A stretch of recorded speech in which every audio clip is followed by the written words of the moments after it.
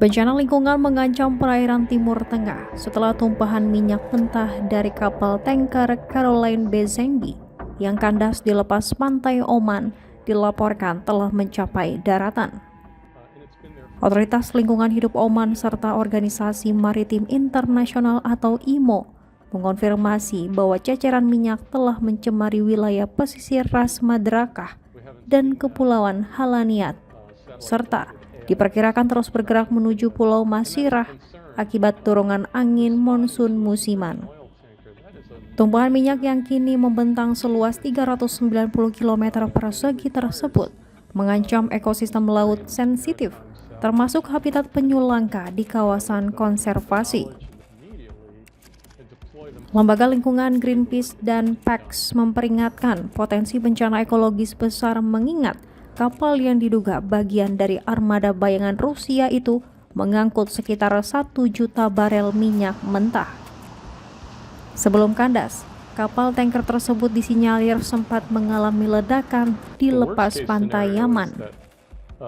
Di saat yang sama, tumpahan minyak akibat konflik maritim regional juga meluas ke perairan Iran. Kantor berita Iran melaporkan ceceran minyak telah mencapai pesisir Pulau Kesham dan Pulau Henggam. Lembaga pemantau tanker Tankers menyebutkan limbah minyak di wilayah Iran tersebut bersumber dari serangan terhadap kapal pengangkut Minoan Pioneer di perairan Oman yang terbawa arus melintasi selat.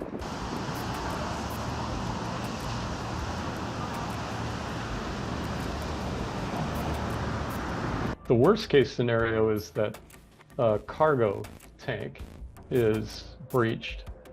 And again, I'm not an expert on Suezmax oil tankers, but my understanding is 5 of the 6 cargo holds on this tanker were full of Russian crude oil.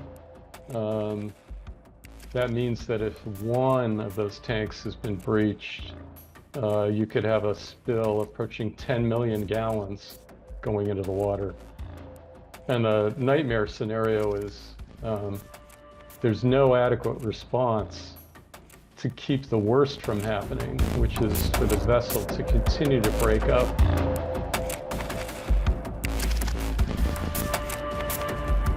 Oil in the water is toxic. It's essentially poisonous to most marine organisms that come in contact with it. So it can have acute, immediate impacts on dolphins and other cetaceans that come into contact with it. It can have more insidious impacts, basically destroying productivity lower down in the food chain in the ocean, making it impossible for smaller organisms to successfully reproduce, if not killing them outright. You know, there are volatile components of the oil that evaporate into the atmosphere and create this kind of fog, toxic fog of volatile compounds, vapors in the air above the oil slick. And then there are components of the oil that actually dissolve into the water. And some of these are the most acutely toxic. It's very tough.